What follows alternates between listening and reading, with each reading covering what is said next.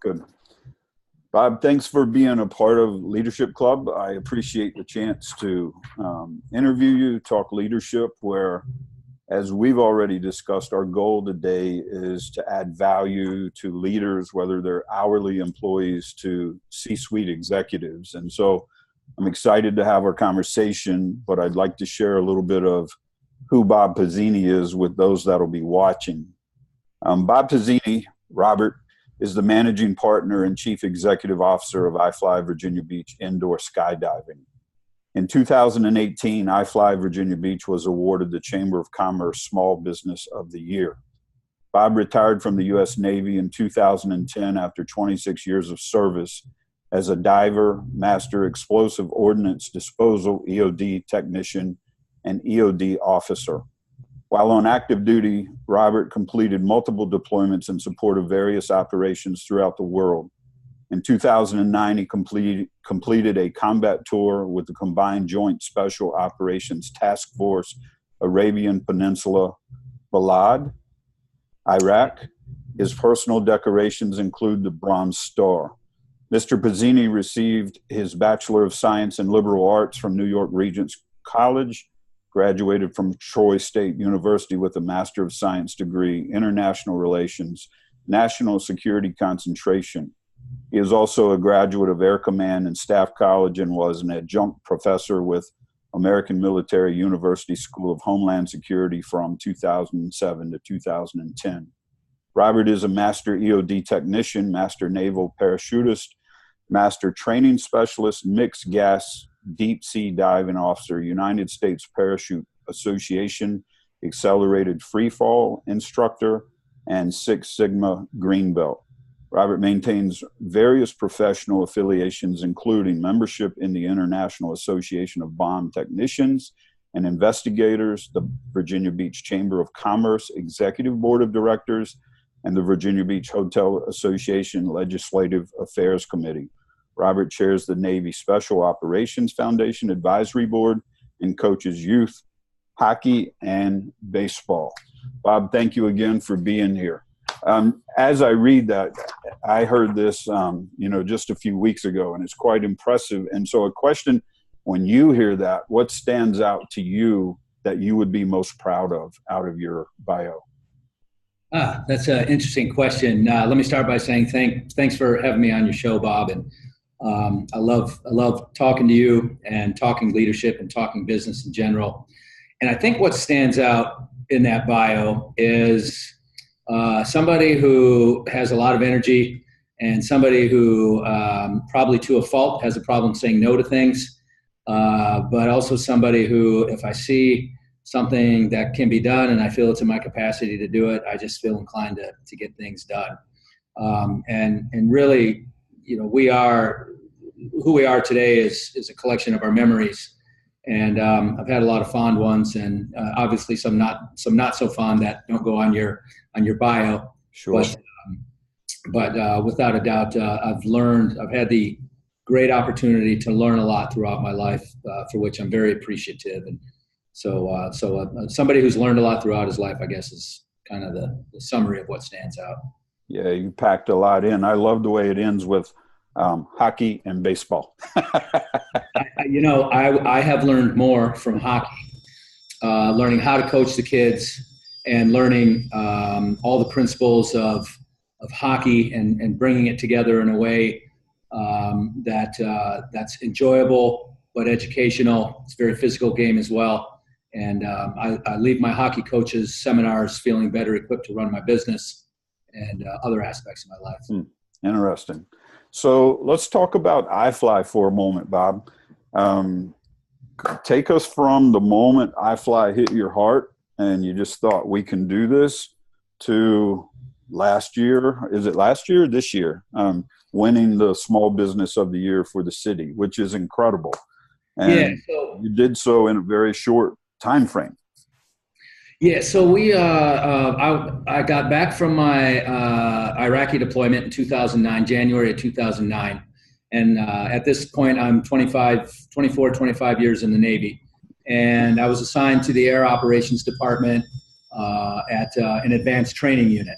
And within that department, I was responsible for all things advanced Navy diving and all things advanced military freefall parachuting. In that military freefall parachuting role, I would travel around the country. We would contract these vertical wind tunnels to conduct the freefall component of our training.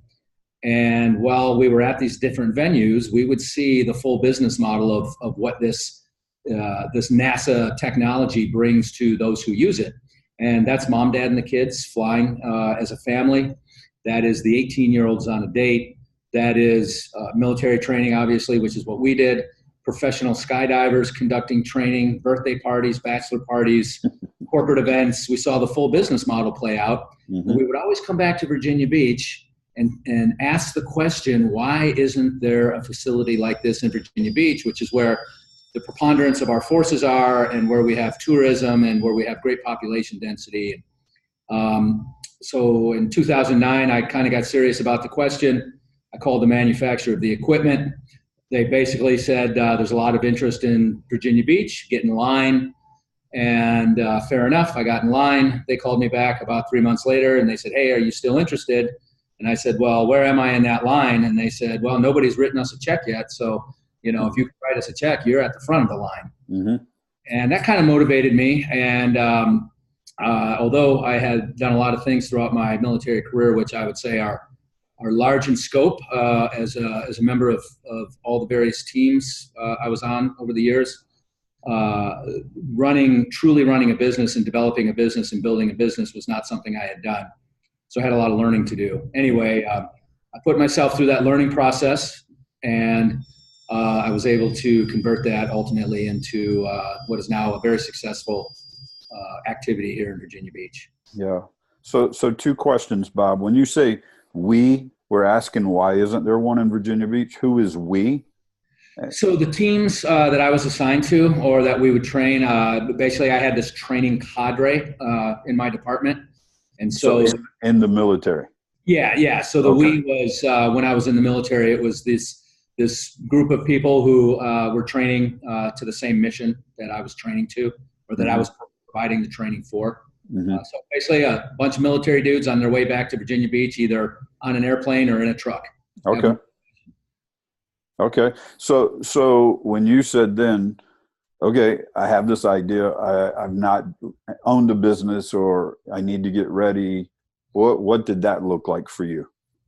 So what I did have was confidence in my ability. Again, through a team, I had confidence in my ability and our ability to make big things happen. And so this hadn't happened in Virginia Beach before.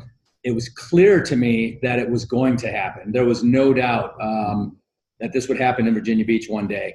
And with that realization, it was also clear to me that because of my current role in the military, I was probably very well positioned to be the one to make it happen, or to be the leader of an effort to make it happen, which is ultimately how that played out.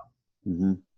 So lots of people have ideas, right? Like, have thought of that. You even weren't first in line for this endeavor. So what would you say, Bob, to the person that they have an idea? Like how'd you take it? Did you surround yourself with the right people? Did you get rid of the negative people? Like, how'd you hold on to this and make it happen? So a couple of things there. One is, first, I recognized that this was going to be an endurance event. And I felt like I had the stamina and the patience to go the distance. And that played out to be absolutely true. I thought it would take 3 years. It took about 6 years. Mm-hmm. Second thing is there was a process where I interviewed everybody who I could find that tried to do this before I did. And there was about 5 serious efforts here in Virginia Beach. Mm-hmm. Tracked everybody down and asked them what happened. And the summary of those discussions were they ran out of gas. They hit too many roadblocks and it was too difficult. And I will say technology, when they were pursuing it, was not the technology when I really came on board. So I had, an additional advantage of some technological advances. But there was no doubt, once again, it was going to happen. There was no doubt I was well positioned to do it. There was no doubt it took somebody with with endurance and recognizing the opportunity as well. Recognizing it is one thing, but then executing it is something entirely different. So a lot of people recognize it, Mm-hmm. but recognition has depth to it, and it has scope to it.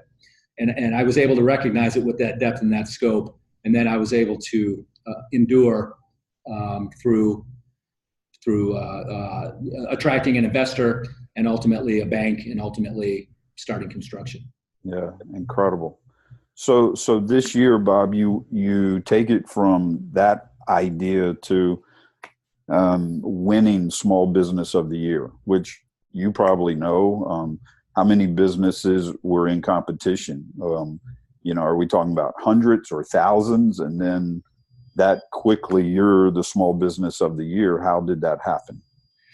So the how it happened is simply because of the team we have. We average 30 employees, and we really have focused leadership and focused teamwork. We have mission, vision, and values. Within that, mission, vision, and values are actually components of my strategic vision that I lay out every year. And through that organization, it gives the entire team something to rally around.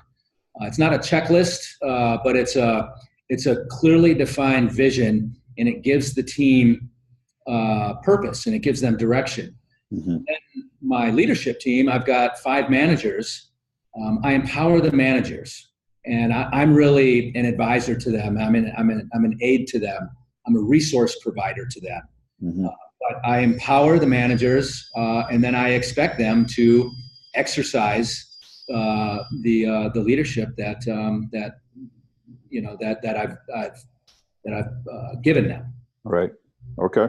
So since you started iFly, Bob, to today, what would you say your best growth has been? Like, what have you overcome, changed, quit, started? Yeah. So, boy, that we could talk till tomorrow. So, one thing I think a leader has to be constantly aware of, it's ever present, is that nobody's perfect. I'm not perfect. With all the leadership training we go through and all the experience we have, we make decisions based on the best information we have available to us at the time. Doesn't matter if you're the president, doesn't matter if you're the newest employee in the company or the chief executive officer or the newest member of the team. We all make decisions based on the most current information that we have. And so what I've learned, I guess, since I've been in the business world is you have to act quickly on that information. It's the best information you have, and it's kind of a risk analysis. If I don't act, what are the potential outcomes, good or bad? Mm-hmm. If I do act, what are the potential outcomes, good or bad? And then choose to take an action. And in some cases, no action is the action you've decided to take. Mm-hmm. But it's through conscious thought and consultation, again, with my leadership team.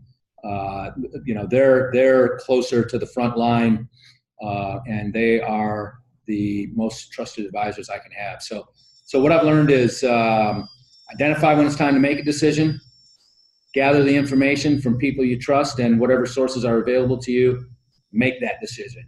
That's one thing. Another thing I've learned is, and I'm really trying to focus on this at this point, is a lot of people in my organization are in their 20s. I don't want my frontline staff, my customer service representatives, to make a career out of that. And so I really want to help people get to where they're going. And that means being empathetic with each and every person on the team as much as you can. Get to know them, get to know what they want out of life, where they're trying to go, and help them get there. And that's very rewarding to be able to do that. Yeah, let's talk about that. That's pretty incredible. There's a saying out there that says, "What if we train them and they leave?" And then the other side is, "What if we don't and they stay?" and so you are pouring into your staff with understanding that you're pouring in for their future. Is that fair to say? That's absolutely fair to say. And I've had people leave who I absolutely did not want to go. One of our teammates who's been with us since before we opened tendered his resignation just a couple of days ago. But I get it. He's the last person in the world I want to go. But I totally understand that upward and onward, he wants to seek greater opportunities. And I feared this day would come, but I knew it would come, and I'm glad it did. I'm glad he made the decision to kind of get on with things and go after what he thinks he can do with his life. Mm-hmm. So from your side of the table, Bob, how do you do that? Do you have like a template you're pouring into all of them, or do you is it one-on-one you're doing that? And then from their side of the table, let's talk about also that younger person. How do they take advantage of what you're offering them, or their career opportunities as they mature?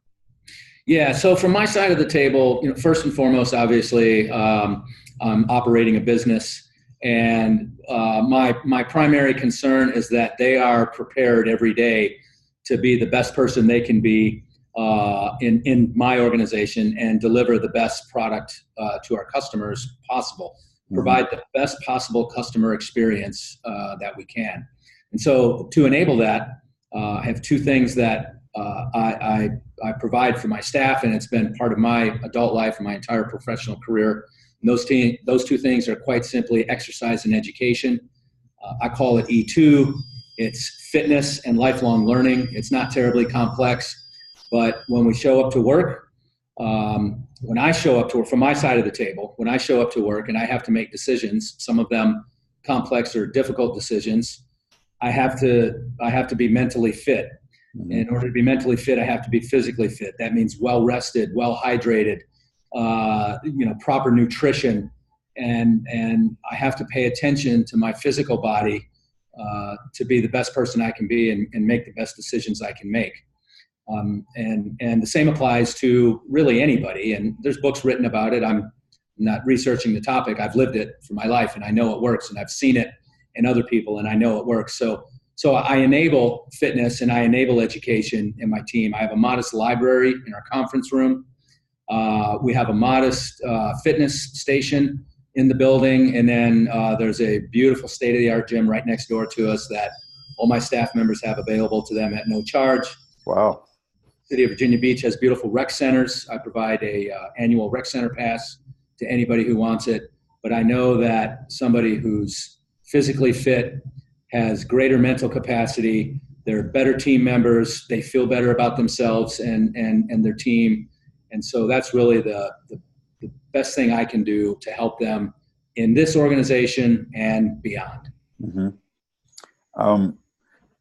Before we get to their side, Bob, like, can you track that? Like, again, compared to, let's just say another business owner's listening to us right now, and he's not doing some of these things. Can you track ROI and know that doing this is definitely in the best interest for a company? So I think the answer to that is yes. Have I put tracking mechanisms in place, formal programs? No. But through engagement with everybody on a regular basis, by looking them in the eye and by asking them how things are going on the job and otherwise, how are things going outside of work, and how do you feel? How's your health?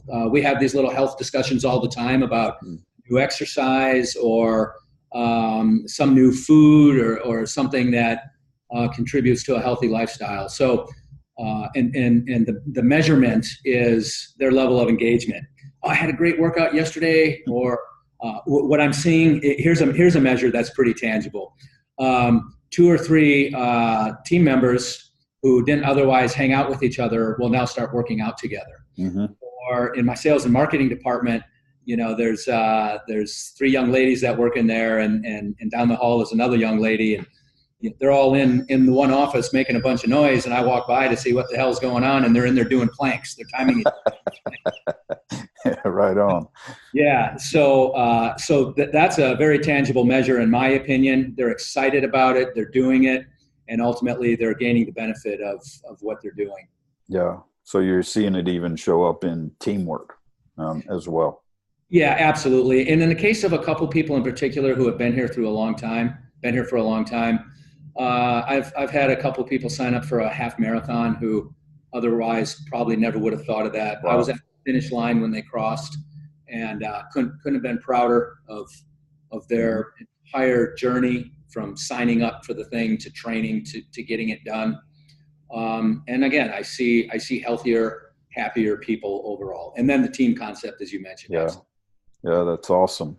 So jump on the other side of the table, Bob, and now let's talk to those 20-year-olds. How do they set themselves up? Whether it's, not everyone has a Bob Pizzini as, a business owner who is pouring into, but for those that do, what are you looking for? And for those that don't, how do they work around that and still take advantage of their future?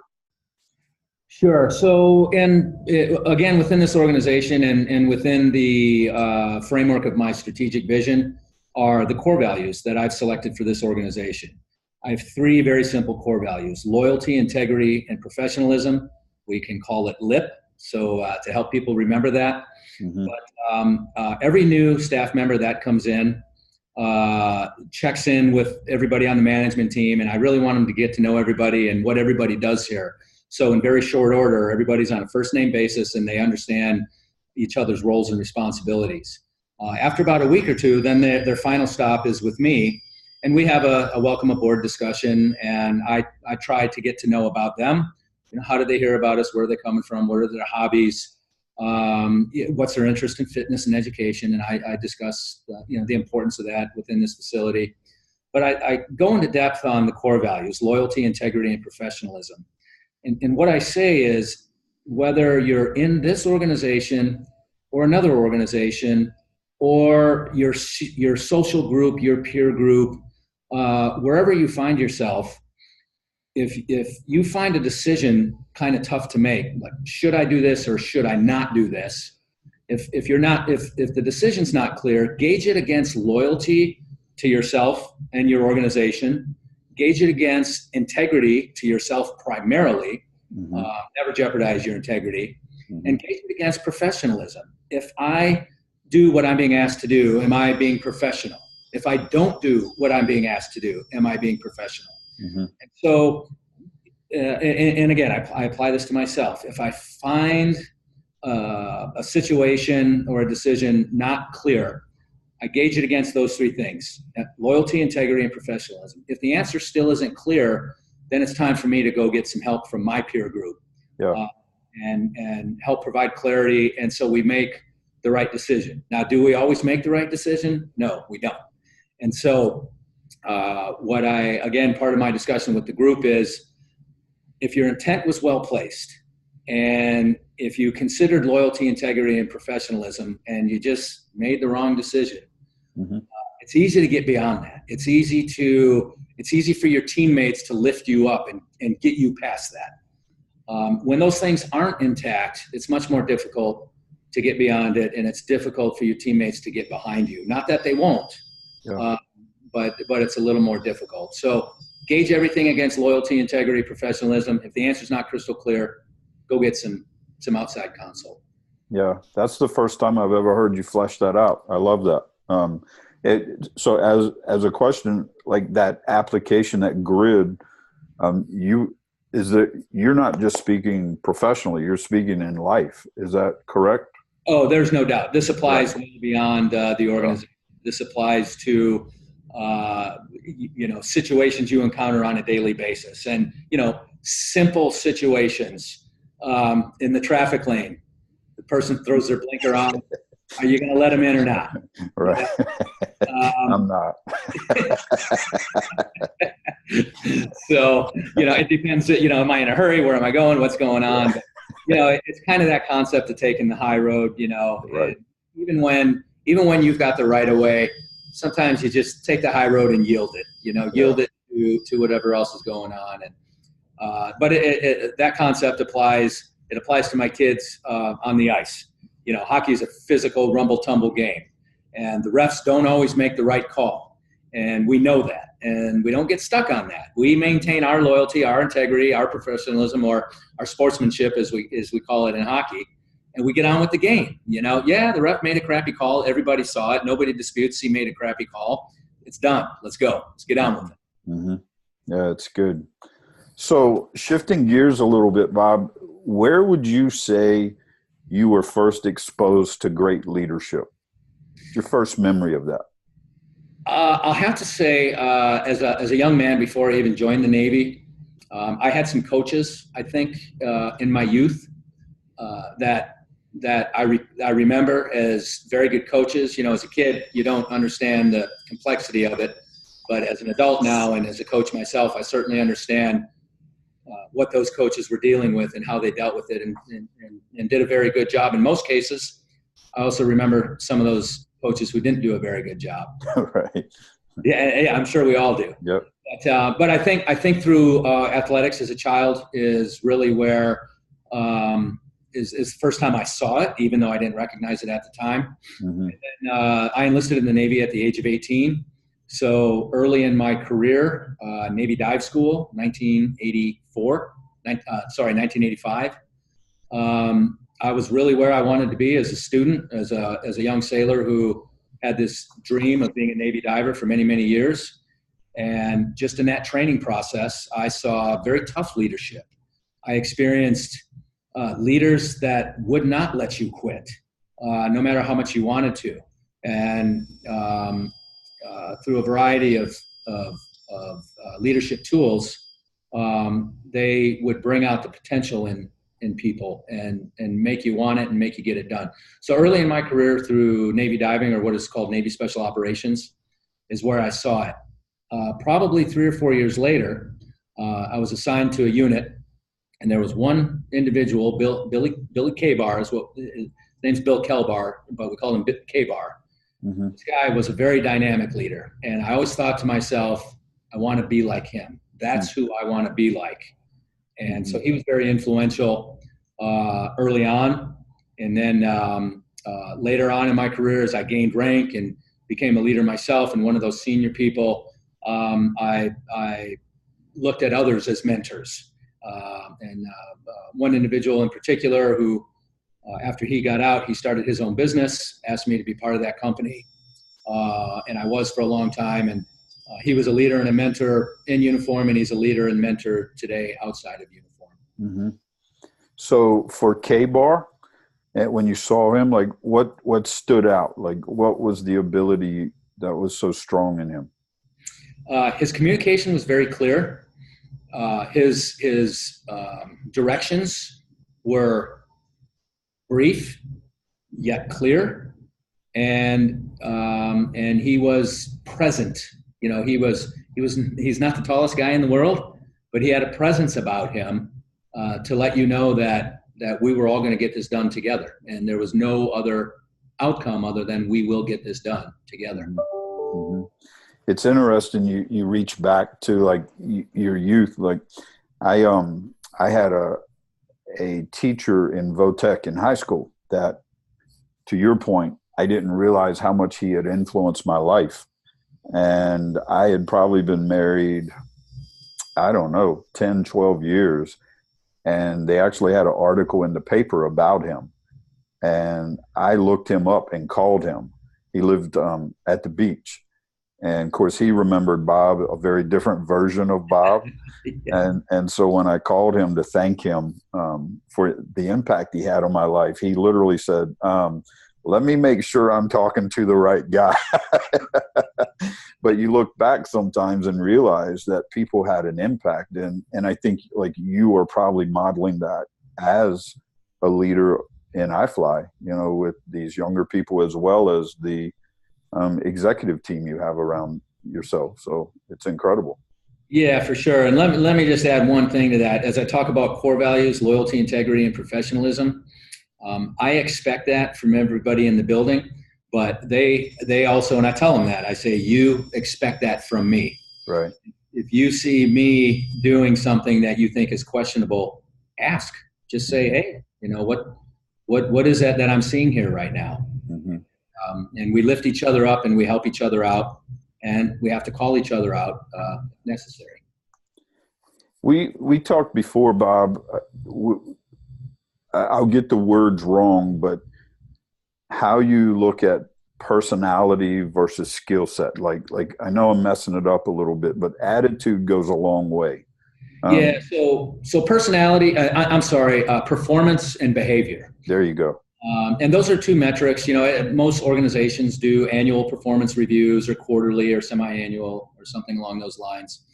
And I think there's a tendency to focus a lot on the performance. Did you meet your quota?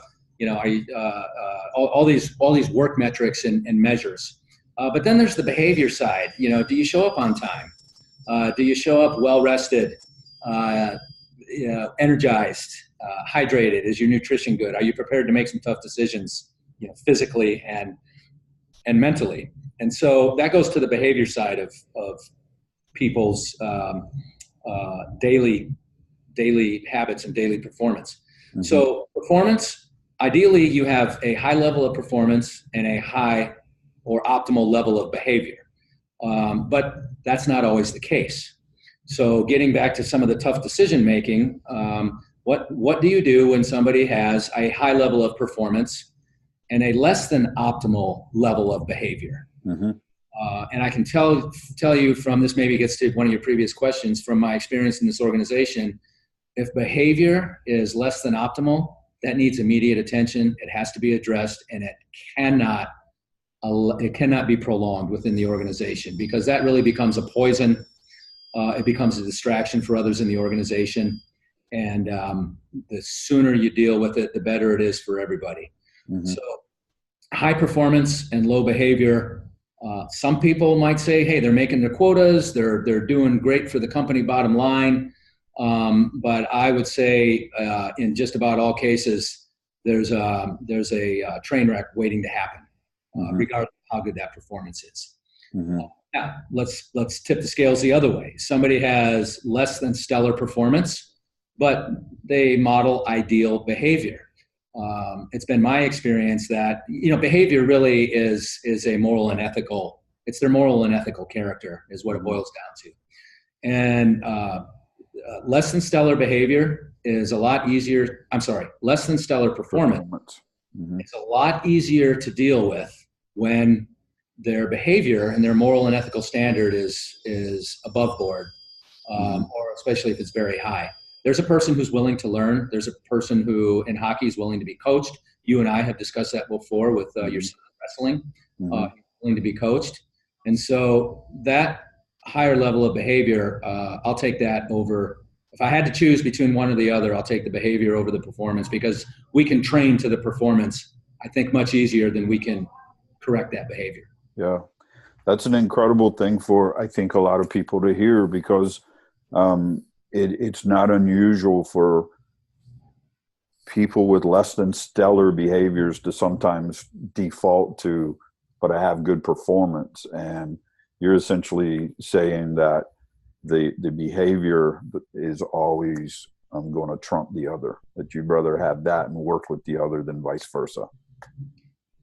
Absolutely right. Absolutely right. And I've lived it. I've lived it in my military career, and I've lived it now in my business career post-military, and it's true every time. Yeah.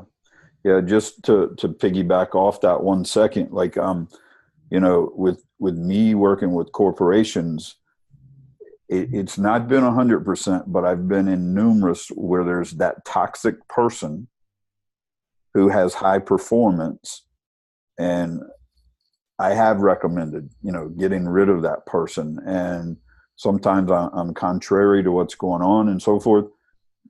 Eventually that person will be let go, and I have yet to be told that was a bad decision. Right. It's always, I wish I had done this sooner. Do you agree with that type of philosophy? Well, and literally that's what I said. When I made some personnel changes a few years ago, very shortly after I made those changes, that's exactly what I said is I should have done this sooner. Yeah. There's a saying out there called hire slow, fire fast. And, Okay. I heard it once or twice. I didn't think much about it, but looking back over the history of this business, there's a great deal of truth to that. Yeah. Yeah.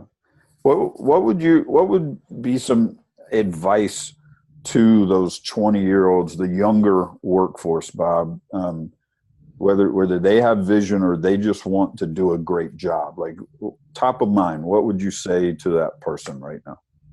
Yeah. So I would say number one, recognize your position on the team. And again, whether you're in my position as a chief executive officer or you're the newest reported customer service representative or some other position, everybody's position is critical. Everybody's contribution is critical. Everybody needs to feel good and present well and give it their best. And so the advice first and foremost is recognize that your contribution to the team is important, or your position wouldn't be there. Mm-hmm. And so there's some employers out there, there's some managers out there that say, well, I got 10 people lined up at the door, so if you don't do this, that, or the other, you're terrible management practice, in my opinion. Mm-hmm. I would never say that to anybody. Thank goodness nobody's ever said that to me. Right. But that's just it's belittling to the person who receives that message, and I think it's idiotic of the person who delivers that message. Yeah. That's my style. Yeah. So I think, again, no matter who you are, recognize your role and your ability to make meaningful contributions to the team. Spend time thinking about that and recognize that. Yeah. And then take that outside of the workplace. Take that to, in my case, again, I coach youth hockey and I coach baseball for a season. And take that to your community. Take that to other organizations that you interact with. Take that to your family. Mm-hmm. You have children, or whether you're thinking about getting married, or wherever you are, take that how can I contribute mentality with you, mm-hmm. and you will get much more reward than you give. And that's just the way it is. The more you give, the more you get. Yeah, it's good. What about some of the worst advice you think that's floating around out there? I mentioned E2 earlier, exercise and educate. There's some very successful people out there that don't have formal education, and they recommend against it. Look how great I'm doing, and I never went to college. Mm-hmm. And by the way, formal education doesn't mean a bachelor's degree or a graduate degree, or it doesn't mean you have to do university programs. Reading books is an education. In my case, going to the hockey coaches seminars, teaching us how to be better coaches, is an education. Mm-hmm. A lot of people get educated on Sunday mornings through the sermon. Mm-hmm. And there's so many online ways to find out about things you just find interesting. Mm-hmm. So that educating oneself is important. And it's not important to get a piece of paper to hang on the wall and say, look what I did. When you walk out of college, I've got a bachelor's degree, I've got a graduate degree. When you get that piece of paper, it's not like it's pinned to your chest like your report card was in kindergarten. You don't come home and say, look what I did today. But what you do get out of that is this greater vision, this ability to see things maybe that other people don't necessarily recognize, whether you're recognizing opportunities, whether you're recognizing a teammate who appears to be in need of help, mm-hmm. whether you're recognizing a friend who is struggling with something in life. That process of education allows you to see things that other people can't see. And really, it just provides more opportunities for you. Instead of having 1 or 2 doors in front of you to pick from, you have 4 or 5 or 6 or 10 or as many as you want to. So it goes back to the aspect of lifelong learning. So when people say, I did it and I didn't go to school, or I did it and I didn't read a book. I read something recently, 80% of high school graduates never read another book. Some alarming number. Yeah. And So bad advice is to not continue to be a lifelong learner. Yeah. The other thing, I don't know if it's bad advice or not, but a lot in the realm of fitness, a lot of people have a lot of excuses. And I would say that there's no excuse. There's no excuse. You don't have to run a marathon every day. We don't have to be Iron Man. In my 20s, I just ran as fast as I could, and I lifted as much weight as I could. And I was an explosives guy in the military, so I made it as big as explosions as I could. Right. And in my 30s, I taught the younger guys how to do that, but I smartened up a little bit. I said, okay, here's how we're do it, but don't do it the way I did it 10 years ago, because that was dangerous. Right. So in your 30s, you kind of, you're still running real hard, and you're still kind of leading the pack and doing it, but you're a little bit smarter about it. In your 40s, you decide to slow down and quit hurting yourself, let things heal before I go out and do the next one. And then, of course, in your 50s, which I am in now, you add labs, semi-annual lab your fitness regime. Yeah. When you get in your 50s, it's okay not to be the guy doing it all anymore. You just know it's getting done at a high level. That's exactly right. So recognizing your level of fitness and always trying to improve it is important, no matter who you are. And so, as I said, in my 20s, it was run as fast as I could. In my 50s, it's let's do a 30-minute walk today. Right. And, walk 30 minutes every day. I walk 30 minutes, and or sometimes I get on the elliptical machine now. But I've modified my fitness to where I am in life. Mm-hmm. And anybody who has determined that fitness is not for them, wrong answer. Yeah. Something is better than nothing. If you can only do 3 push-ups, then do 3 push-ups until one day you're going to be able to do 4, and then do 5. And same thing in other aspects. So people can maintain fitness unto themselves. Nobody has to be as fit as me, or I don't have to be as fit as you, Bob Groves. But we all have to have ourselves just outside of the comfort zone. We have to constantly go for something that's just outside of where you're at right now. Yeah. Yeah. With the structured learning, I've read those stats too, to where once you get out of a structured learning environment, the tendency is to quit learning. And you and I are both big advocates of the whole lifelong learning. And in today's world, you and I also are old enough to know in the past, it was not as easy as it is today. There's great material everywhere that costs nothing. So with that, Bob, is there a book that you tend to give away or gift more than any other book?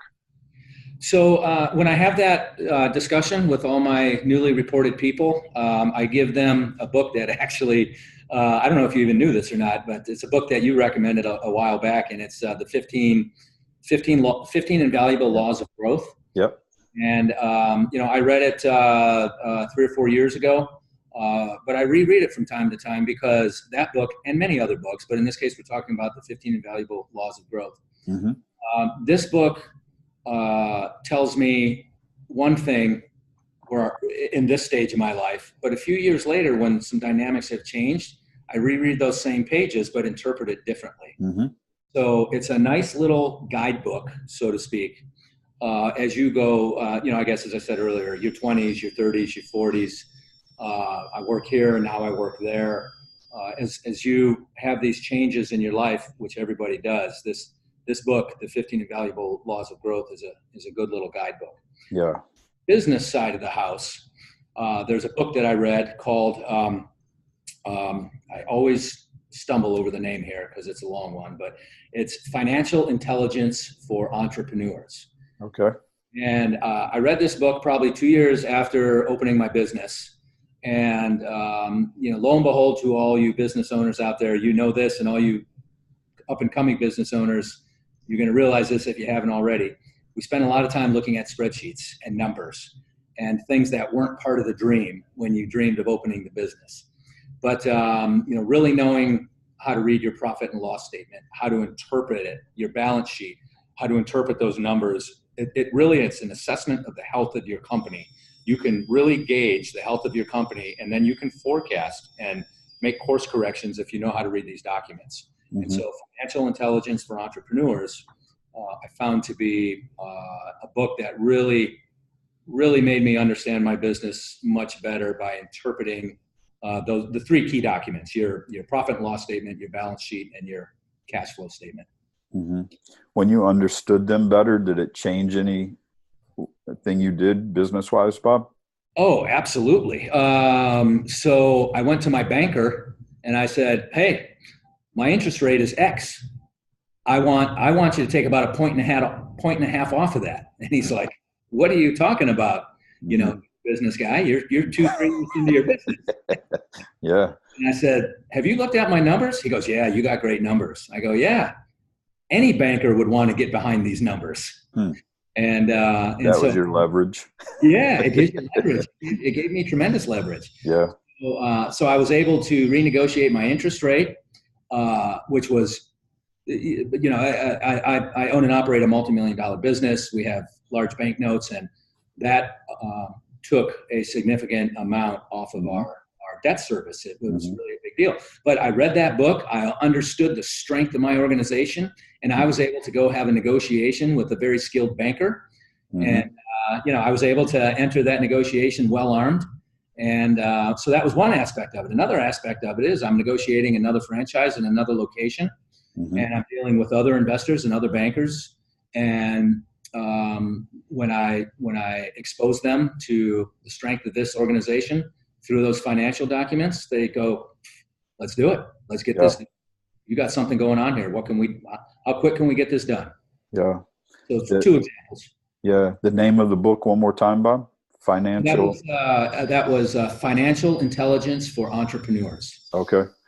Okay. Two authors, and I can't remember their names, but it's easy to find. It'll pop up. Yeah.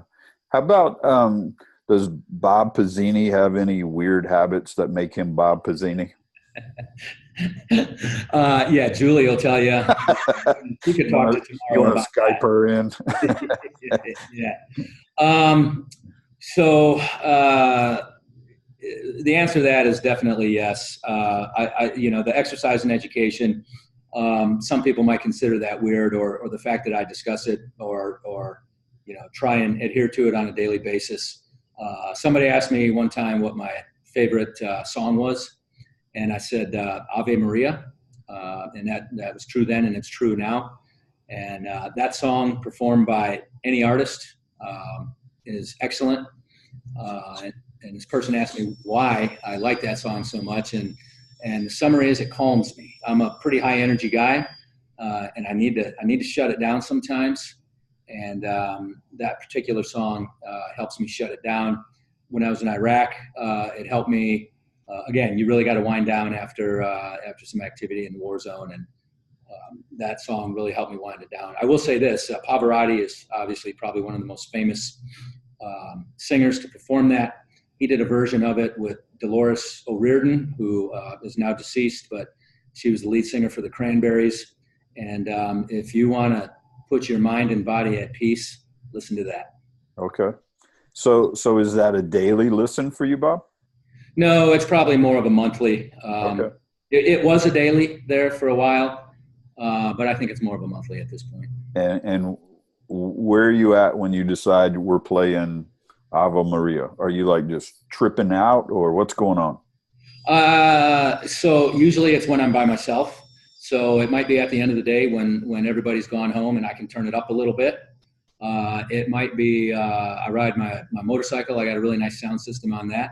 So I'm kind of isolated there, except when you stop at a red light and, you know, there's this badass Harley Davidson belting out Ave Maria by Pavarotti. It's probably hard to look badass while you're Yeah, so you get some weird looks in that capacity. And it's funny, I rode my motorcycle to a machine shop one day to pick up some an item that I had some work done on, and I had that song playing nice and loud when I pulled up, and I walked in, and the young lady at reception, she's like, "What was that you were playing when you pulled up?" And I told her, and I finished my business there, and I was getting ready to leave. And she said, "Sir," she said, "can you make sure and turn that on again real loud just as you pull out of here?" Yeah. Yeah. Any other things like that calm you down, Bob? Again, exercise. If I've got a tough decision to make and I haven't worked my way through it, I'll get out there and go for a run or go for a brisk walk or get on a bike ride, or even get on the floor and do some planks, sit-ups, push-ups, pull-ups. Again, if I didn't get a good workout in the morning for whatever reason, I'll get 5 or 10 little mini workouts throughout the day. Yeah. So today I got the guys over there challenging me. We're going to do 100 pull-ups today on our pull-up bar. Right on. Yeah, we do it from time to time, and we got a new guy, and this new guy's he's actually pretty capable. So he gets in there and bangs out all those pull-ups. He's got to see that the old guy here still has it. Right on. So one of the things I've mentioned to you before, Bob, that is most impressive knowing you business-wise is your ability to get from A to B, A to Z, so quickly and cut out all the clutter. How do you do that? Sorry to interrupt you, but I think, self included, I don't know how to get rid of the peripheral sometimes, and I get lost in the weeds. So how does Bob go about just knowing what the core is and nothing else? Through a couple of processes there. Number one, again, I would say identifying key members of a team and how they can help with that mission. And I call it a mission because that's the real answer. The real answer is through my military career and through my exposure to great leadership in the military and through my participation in mission planning and mission execution, I have a set of tools that helps me clearly define the objective. And then what are the steps along the way? Where's the starting point? Where's the midpoint? And where is the final objective? When have we arrived at the final objective? How do we identify that? Mm-hmm.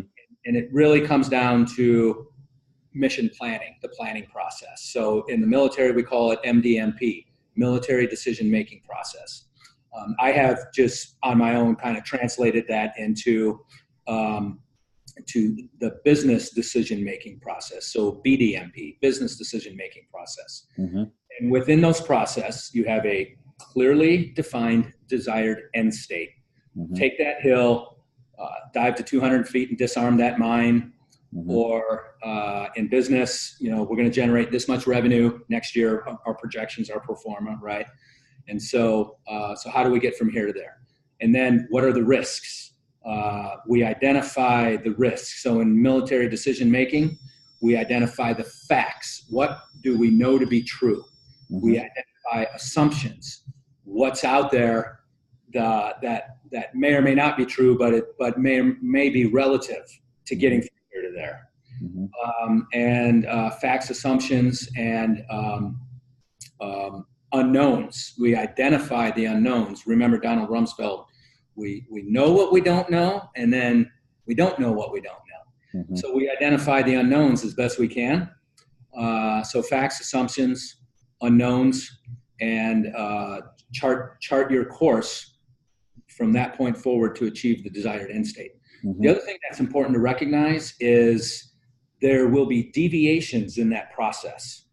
And if you don't have a clear path to get from here to there, you don't even know when you're deviating. Mm-hmm. So it's okay to deviate. It's just important to recognize those deviations so you can ultimately still be on course to achieve the desired end state. So when you're going through that process, Bob, is that you sitting with a pad and paper trying to, identify those, or how do you get that planned out? Yeah. So initially it would be the initial planning, the desired end state. In the military, we call it commander's intent. What does the commander intend as a desired end state? So in my case, I would establish, again, looking at the business, what do I want in terms of growth for people in the organization? And how do we achieve that growth? What courses are out there? What counseling sessions do I need to have with them on a reoccurring basis If there's desired professional development, and I work, a lot with my management team in particular, and then they work with their teams. But if I want professional growth in my management team, I have to enable it. Mm-hmm. So what do I want to see for growth? Well, I want to see proficiency in, let's take my sales and marketing manager, for example.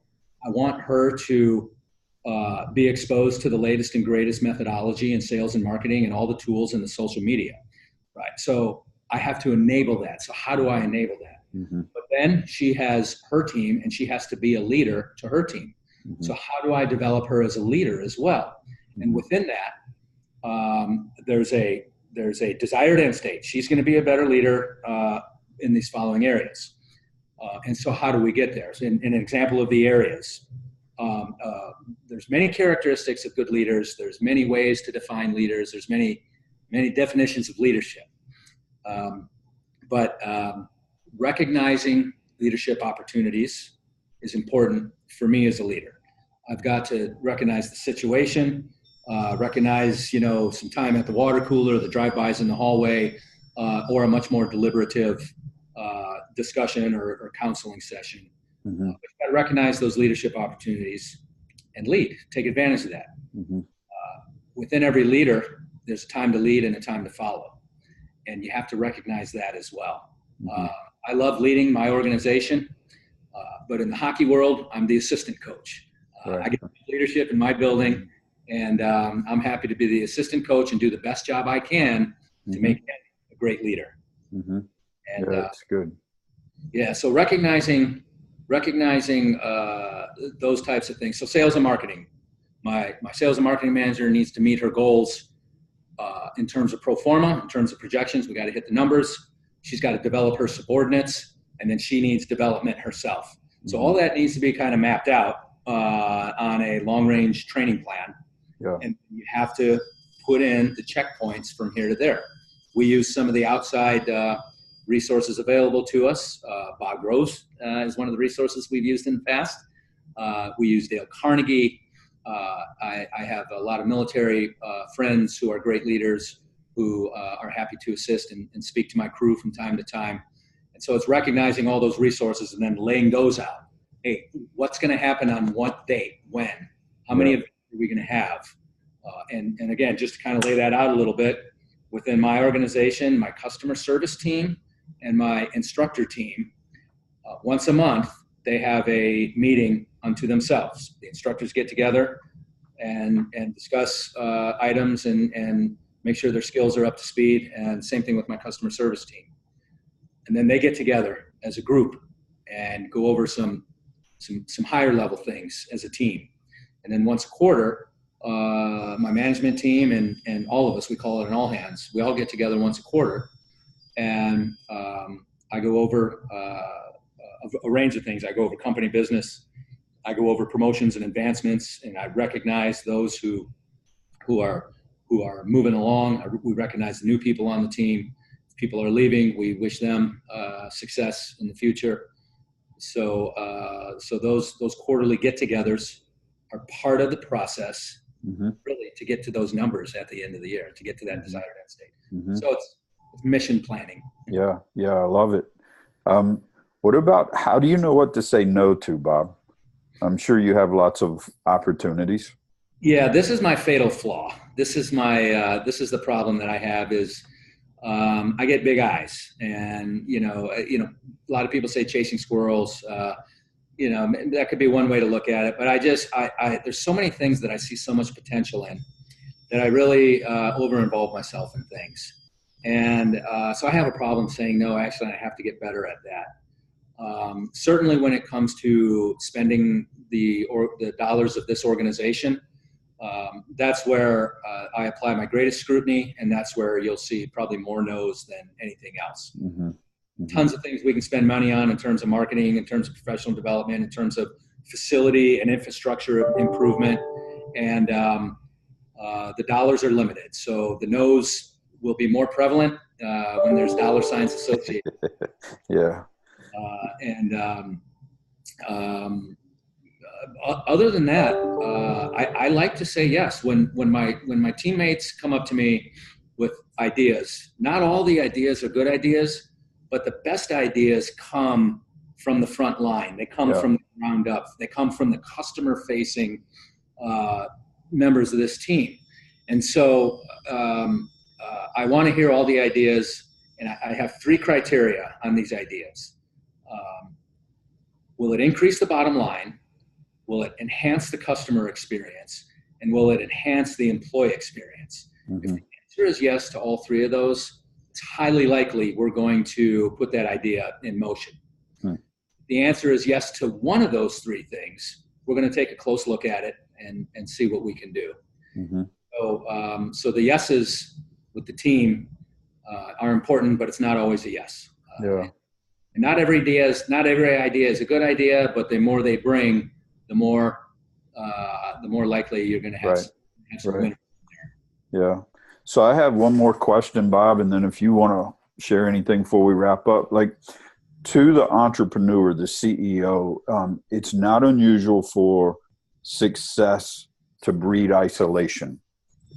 How do you not let that happen in your life? So I got to say that's an absolutely true statement, and I have experienced that somewhat. And you have to keep it real. And so how do you keep it real?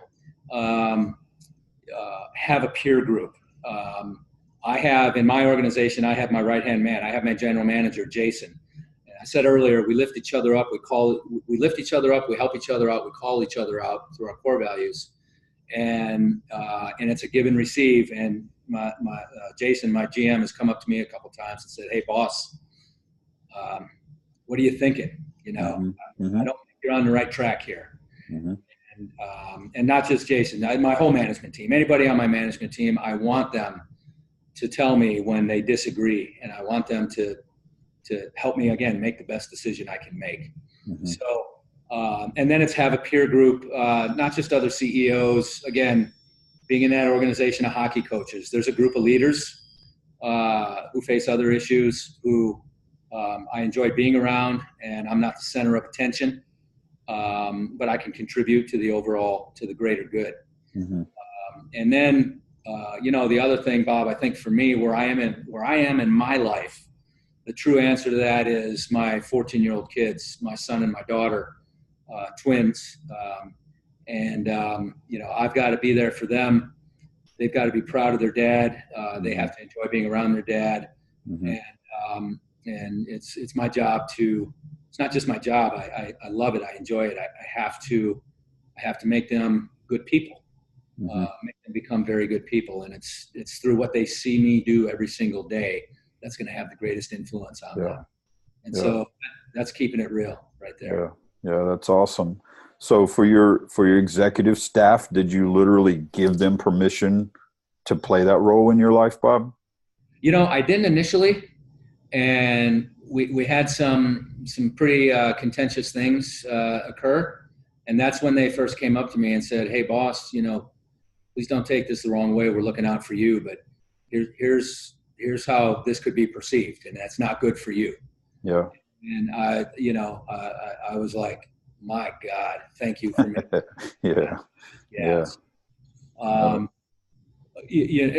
And the fact that they can be comfortable and come to me. So we've since had discussions along those lines. Loyalty, integrity, professionalism. I'll give you a quick little rundown. The first year we were open, I didn't have mission, vision, values. I didn't have focus areas. I didn't have strategic goals for that year. I didn't have a strategic vision. All I had year one was loyalty, integrity, and professionalism. And that's all I talked about with everybody. And that got us through year one. And then after that, I was able to create the broader vision, because now I really knew what I had and what I was working with in terms of facility and in terms of people, in terms of customer base. So I was able to create the strategic vision. And that's where I developed the in-brief process for new employees, where I talked about loyalty, integrity, professionalism, lift each other up, help each other out, call each other out. And it dawned on me recently, I've never had that discussion with my management team, who have all been here from the beginning. And I had that discussion with them not too long ago, and I could just see, and I could just feel this sense of togetherness, of unity, of oneness. They were happy to hear that. And again, it's a give and receive. You know, they got to expect me to live up to the standard, and I ask for their help when I'm not. Yeah. Yeah. That's incredible, man. Takes a strong leader to have that type of mindset. So, I appreciate you. And before we wrap up, any thoughts, Bob? Any takeaways that we haven't hit? What are you laughing at? So if you've been hearing this little beep throughout this discussion, I have.